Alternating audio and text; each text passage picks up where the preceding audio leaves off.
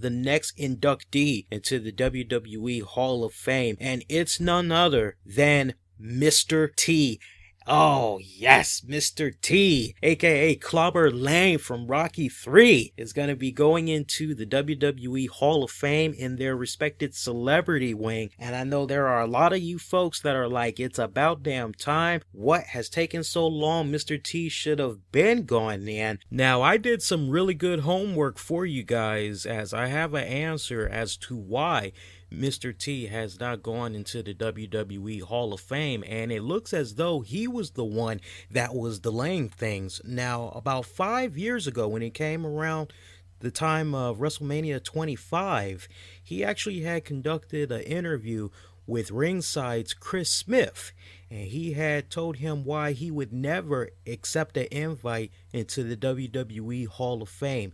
He said, as far as he was concerned, they insulted him when they put Pete Rose in the WWE Hall of Fame. Here's a guy that never wrestled before in his life, wasn't even accepted into the Baseball Hall of Fame, and yet he's able to go into the WWE Hall of Fame. And what's even more insulting is that Pete Rose goes in before Mr. T. Mr. T, having such played a vital role in the first two WrestleManias, really helped get it on the map with his celebrity status. He just really looked at that as an insult. He also had talked about the death of Owen Hart. As we all know, he had that tragic death from the ceiling incident years back there.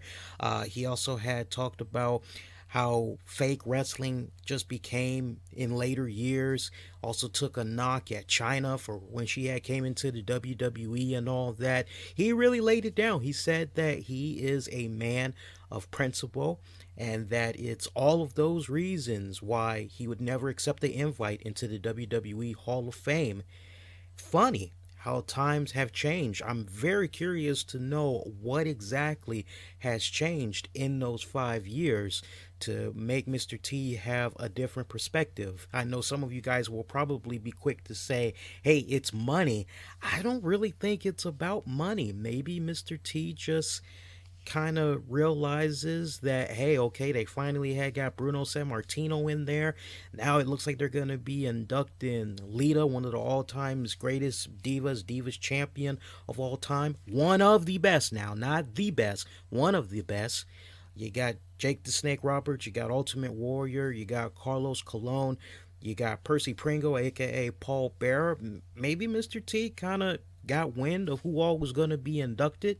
And maybe he said, you know what, this is some real A-class talent that's going in. Yeah, sure, sign me up. I don't really think it's about money. Mr. T has always lived by key principles for many, many years. And I'm really getting the impression that maybe he just liked the class that was going in. Maybe he was told how WWE has changed over the past several years. I'm sure there was definitely some sweet talking going on to get him in there. But for those of you that might be curious, you want to actually check out the clip of Mr. T explaining why he'd never accept an invite into the WWE Hall of Fame. It's actually on YouTube. I'll post a link for you guys down below so that you can check it out. So make sure you click on the About section underneath this video, and I'll have the link posted in there. Maybe I can put an annotation up in this video while I'm at it as well for you guys to check it out. It's not that long either. It's like a 6-minute piece, and Mr. T talks about his experience in WrestleMania, and like I said, he talks about the WWE Hall of Fame. Some good stuff right there. But there you go, straight from the horse's mouth as far as why he would not accept a invite into the WWE Hall of Fame. Hey, say what you will, the most important thing is he's finally going in there now. Honestly, it sucks that he's going in before Macho Man Randy Savage, but at the same time, the way WWE had explained his Hall of Fame induction, it makes perfect sense. This was a guy that had a lot to do with the first WrestleMania, as he teamed up with Hulk Hogan to defeat the team of Roddy Piper, Mr. Wonderful, Paul Orndorff, and then a year later, you go to WrestleMania 2, he defeated Roddy Piper in a boxing match. And then you think about all the little referee matches that he called while he was still in the WWF. You think about the match that he had refereed between Hulk Hogan, Ric Flair at 1994's Halloween Havoc. You think about one of the last times we actually saw him in the WWE. You kind of got to go back to the early 2000s as he was in attendance and all that. But pretty much he really hadn't been having anything to do with the wrestling business since. But here he is. He's going into the WWE Hall of Fame. I'm very ecstatic for this. I can appreciate this tremendously. I mean, you just think about the other names that Mr. T is going to be joining, folks. He's going to be joining Jake the Snake Roberts, Ultimate Warrior, the late Paul Bearer, aka Percy Pringle, Carlos Colon, and Lita. You talk about a jam-packed card heading into WrestleMania weekend. Now, Mr. T's rise into celebrity status really hits home with me personally because, like Mr. T, I'm also from Chicago, Illinois, and just like Mr. T, I grew up in poverty. I grew up in the ghetto, as they want to call it. I really, you see, you guys ever watch Good Times?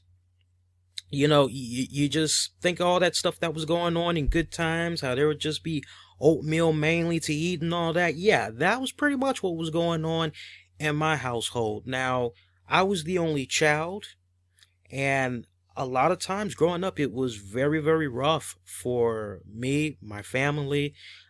My dad, he worked a very nice job. I think he was doing fast food for a little bit. I think he was a manager, though. And my mom, she was taking a number of odd jobs here and there, doing things around the neighborhood, helping out other neighbors and stuff.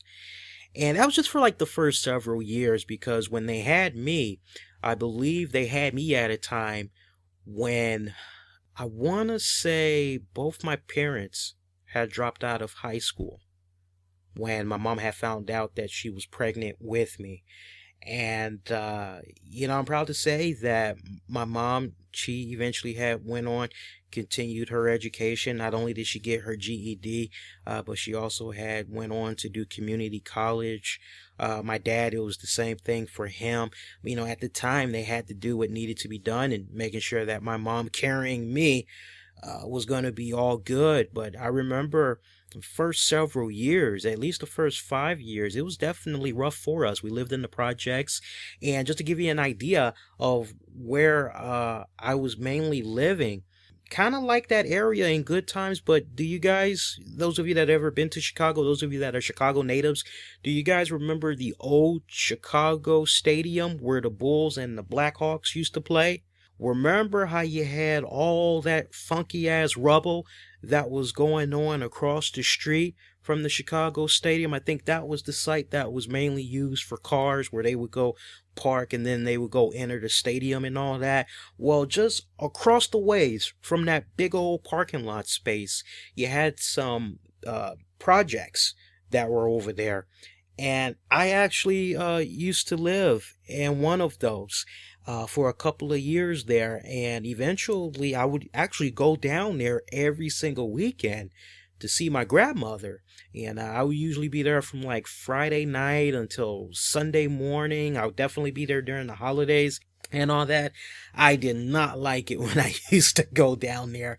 But I can definitely relate to Mr. T because, for him, it was rough growing up in the projects, and he was part of a big family. I'm trying to think offhand, I think he had like 4 sisters, 7 brothers. I might have the numbers mixed up, but there was like, just picture it, 11 to 12 kids total in a 3-bedroom apartment in the projects in Chicago, Illinois. I mean, you talk about tight, especially if there's only one bathroom in there. Mr. T, he was exposed to drugs, whether it was people that were dealing it or people that were using it. He was dealing with that in front of his very own eyes. He witnessed people getting murdered. He witnessed people getting raped. It was rough where he resided, and what kept him going, what kept him straight, really, was the love that he was getting from his mother, as his mother would always try to help him stay the right path. And it was something that Mr. T profoundly appreciated and cherished very much, leading into his later years as an adult. And one of the first jobs that Mr. T did was a nightclub bouncer. And it was so cool because what he would do is he would throw so many people out that there would be a lot of times a lot of personal belongings that he would leave behind, and Mr. T would collect these things. So in this case, it would be like jewelry, necklaces, things of that nature. And he would just hold them. As far as he was concerned, it was his. But from time to time, you had a few people who he kicked out of the club. They would come back saying, oh, hey, I forgot my jewelry, blah, blah, blah, blah, blah. And once they saw that he had it, they reassured him, hey, look, I'm not going to be any more problem. I'm not going to be coming back in the club anymore. I just want my property. And Mr. T was nice about it. He would hook them up, give them back their property. And he did that for such a good amount of years that eventually he made the transition into being a bodyguard. And he would be charging some really good prices, man. I think he would charge like about $3,000 a day. And he'd give you a discount if you hired him for like a whole week. He would just say, okay, just give me flat out $10,000. And he did some bodyguard work for some of the best celebrities Hollywood had to offer. Boxing legend Muhammad Ali, actor Steve McQueen, Michael Jackson, Leon Spinks, Joe Frazier, Diana Ross. I mean, that really gives you an idea on what was going on with him. Now, eventually, he started getting into a little bit of body competition and all that, and it was there that he come across Sylvester Stallone. Basically, Sylvester Stallone had caught him doing America's Toughest Bouncer, which was like some competition segment that they had going on NBC's, I can't remember the name of the TV show now, but basically Sylvester Stallone approached him and he was like, hey, yo, I got this movie I want you to do. It's a little part in it, do pretty good. And of course, I'm talking about Rocky 3. And originally, this is true now. And I know this for a fact because I've got all the Rocky movies. My girl has all the Rocky movies. And we talk about Rocky all the time. It's like one of our greatest movie franchises of all time. Originally, Clubber Lang was only supposed to have a few lines in this movie, but Sylvester Stallone was so impressed with Mr. T that he just did what he could to make Mr. T be part of the entire movie. And I just love that scene where you got the reporter talking to Mr. T and saying, hey man, why do you hate Rocky Balboa so much? And Mr. T goes, I don't hate Balboa, but I pity the fool. And that's really what has sparked his career, you know, celebrity status instantly. And I mean, from there, he went on to do NBC's hit TV series, The A-Team, which eventually got remade as they did a movie a couple of years back. I really didn't care too much for that, but that's an entirely different other story. But WrestleMania, Vince McMahon came a knocking on Mr. T's door and said, look, you know, we want to get you part of this big event that we're dubbing WrestleMania. It would mean so much if you could help us out. Hulkamania was white hot at the time. Mr. T signed on, and as you hardcore wrestling buffs, wrestling historians know, the rest is history. But none of that wouldn't all have been possible if it wasn't for having Mr. T be a part of it. He played such a vital role in WrestleMania 1 and 2 that honestly, in the back of my mind, I think it's a travesty that he did not go into the Hall of Fame sooner. But I'm glad that whatever happened to get him in now, I'm glad that the stars finally have aligned and he's in the Hall of Fame. But when you just hear about the beginnings of Mr. T, you can't really help but say, damn, this guy, he's come such a long way, and you just see where he is now. And the guy is still humble to this very day. He hasn't changed one bit. He still goes to the rough parts in Chicago. He tries to do everything he can to donate to charitable causes and all that, help out in those areas that's hit hard with poverty. He still is the same guy that he's always been, which is humbled. And I have a little fun over here from time to time when it comes to Mother's Day because of that song that he did. Mom, treat her right, Treat your mother right. You gotta look that up on YouTube if you don't know the song I'm talking about.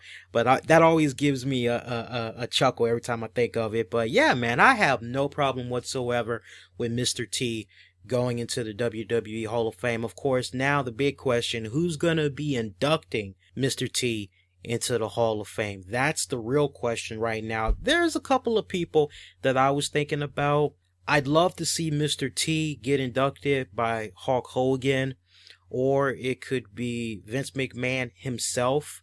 You know, maybe Vince McMahon could kind of jump out there and give as much insight, if not better, to what I was just saying about everything that was leading up to WrestleMania 1 and 2 and how Mr. T had played such a vital part in it all. So we got Hulk Hogan, Vince McMahon. We could go with Roddy Piper. That's an option right there. Another option that I was kind of thinking of, and I know it's not going to happen, but I just thought I'd bring it up. From one Chicago native to another. No, I'm not talking about me, by the way. I would love to induct Mr. T, but no, it's not going to happen. No. But no, seriously, what about CM Punk? You know, if things could be, you know, squashed between WWE and CM Punk is another option. Or here's one, it's a long shot, but how about TV personality Jerry Springer? He's from the Chicago, Illinois area. And before you guys bash me, I'm just saying, you just got to think about how long of a historic career he's had in Chicago, Illinois. He still does the whole Jerry Springer show and all that. Everybody knows who Jerry Springer is. Springer is still very well connected to the younger audience. He's got that tabloid show that's on the ID channel right now, Investigation Discovery. Great series, by the way. You should check it out when you guys get a minute. He's been the host of a few shows over the years, game shows, all that good stuff. Honestly, I think Jerry Springer would be a very nice pick. Who would you like to see induct Mr. T into the Hall of Fame? Let me know. You can interact with us on Twitter at the RCWR show. Post those comments down below, and we'll definitely follow up on what you all have to say on a future episode of the RCWR show. Depending on the volume of comments, we can maybe follow up as early as our weekend edition.